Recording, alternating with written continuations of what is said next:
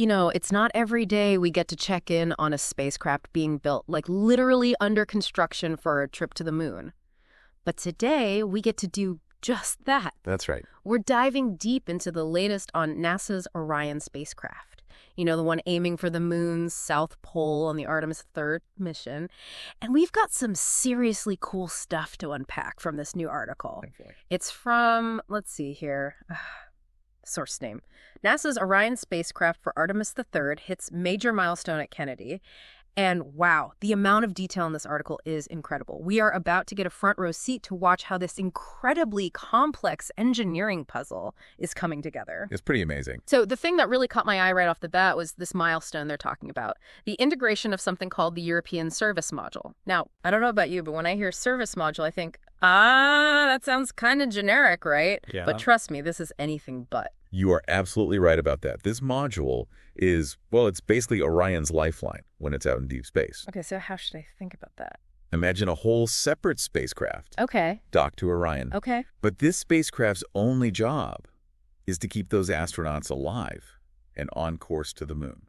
I see. So this service module is really earning that name. Big time. It's like mission critical. Absolutely. So if it does all that, I gotta ask, what is it actually DO out there in space? I mean, the article mentions things like propulsion, life support, but what does that actually look like in action? Well, let's start with propulsion. Yeah. Because first and foremost, we got to get our astronauts to the moon and back safely. Of course. This module, it houses the main engine, all the thrusters, Yeah. that Orion will use to maneuver in lunar orbit and beyond. Wow, so we're not just talking about raw power here. This is about finesse. It's about precision. Because navigating the gravitational pull of both the Earth and the moon, that's not easy. Requires incredibly intricate maneuvering. I can only imagine. Yeah. And there's no calling up space towing if something goes wrong out there. You got that right. And then on top of that, there's the life support, which honestly is just as important. Air to breathe. Right. Makes sense. Water. Yeah. Temperature control. Yeah. All the things we take for granted here on Earth. This module provides it all. And it does it in a closed-loop system. That means constantly recycling air and water while withstanding extreme temperatures and radiation from deep space. It's like the ultimate engineering challenge, almost. No, that's exactly what it is. It really puts the life in life support. And what blows my mind is that this one module, this lifeline for the mission, is a collaboration between 10 different countries. That's right. It says here that they shipped components from all over Europe just to assemble this thing. That's insane. It really highlights how space exploration is a global endeavor now. It's not just one country. It's everyone working together toward a common goal. It really is. It's like a massive, unbelievably complex jigsaw puzzle, but instead of a picture, we get a spacecraft that's actually going to the moon. Now, that's what I call international cooperation. Absolutely. And speaking of incredibly complex engineering projects, there was something else in here that I just had to ask you about. Okay, what is it? This article mentions that there are two, TWO, Orion service modules currently hanging out at Kennedy Space Center. Yeah. What's the deal with that? Like, is it common to have backups just lying around or, well, not lying around? I'm sure they're hard at work on them. That's a great question, and honestly, a really important one when you're talking about space missions. Redundancy and parallel development. Okay. They are vital. See, those two Orion service modules, they're actually intended for different Artemis missions, one for Artemis II and one for Artemis III. Oh, that makes sense. Just a quick refresher for our listeners. Artemis II is the crewed lunar flyby, right? Yeah. The test run with astronauts before we go for a moon landing with Artemis III. Exactly. And that's why having both modules at Kennedy is so important. So let me guess they're working on both missions simultaneously. Precisely. Think of it this way. While Artemis II gets ready for its flyby, those incredible teams at Kennedy are already integrating the service module for Artemis III. That is smart. It's like a backup plan, but on a whole other level. That's one way to put it. It ensures that everything stays on track and that any lessons learned from Artemis II can be applied to Artemis III. So while one team is running final checks on one module, another team is already prepping the next one. Yep, that's how they do it. Talk about efficiency. And it's no coincidence that all of this is happening at Kennedy Space Center. This isn't just some random assembly plant. This is where missions launch into space. You've got that right. Yeah. Kennedy Space Center is the hub of launch operations for NASA, the ultimate transition point. You see, once the Orion spacecraft for Artemis III is fully integrated with that service module, it moves from the assembly phase into the pre-launch stage. And that means it's time for a whole battery of tests to make sure that spacecraft can withstand the insane forces of launch. Not to mention the brutal conditions of deep space. I bet. I mean, just thinking about it, all those engineers, all those technicians working tirelessly to make sure every single bolt, every wire is perfect. It must be incredibly intense. I can practically hear those launch day countdown clocks ticking already. I hear you. It's a long and meticulous process. But when you consider what's at stake, sending humans back to the moon, it's clear that no amount of precaution is too much. This entire process, piecing together the European service module, prepping it all for a launch at Kennedy, it really underscores how massive what NASA is trying to achieve with Artemis really is. We're not just talking about recreating the Apollo missions here, but establishing a long-term presence on the moon. That's exactly right. Yep. This is about a sustainable future in space, starting with the moon. It's about expanding our understanding of the universe and our place in it. And that's incredibly exciting. It really does make you realize how much goes on behind the scenes to make these missions happen. Oh, absolutely. And the work they're doing right now with Artemis II is critical for paving the way for Artemis III and beyond. Right, because Artemis II, that's the one that's basically like a dress rehearsal for the moon landing, right? With astronauts on board and everything. You got it.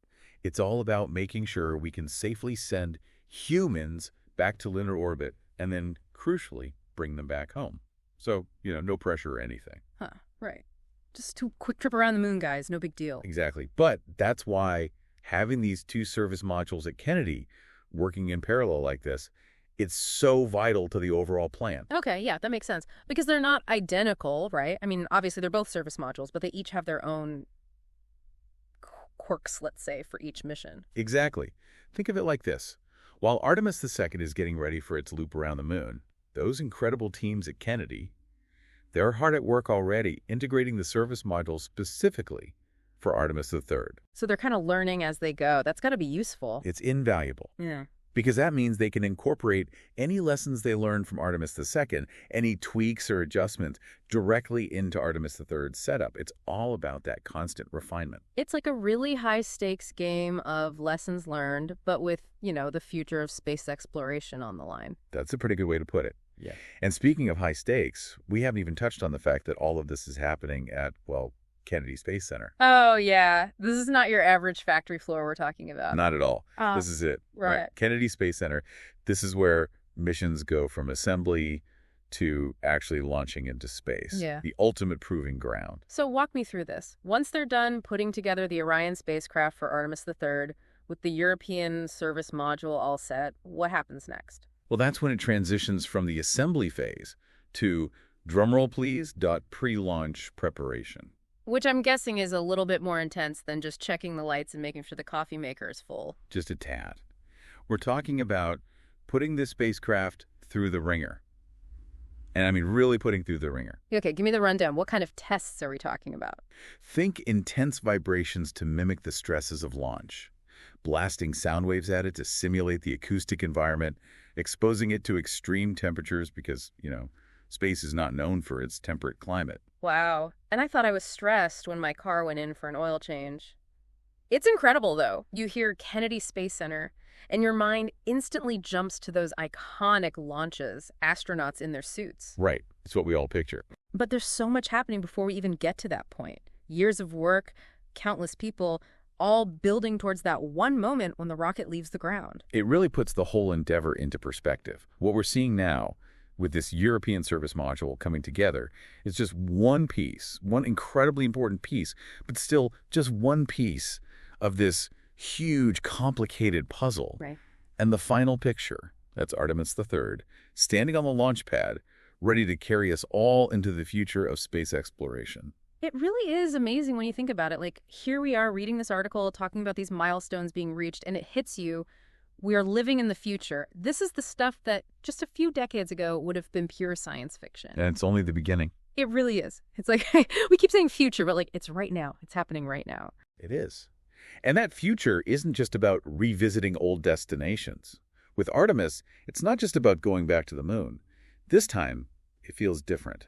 You're right. It does feel different. Like this time, it feels like we're going back to stay. Now you've got it. It's not just planting a flag and coming home. The goal with Artemis is to establish a real, sustained human presence on the moon. And that means thinking long-term.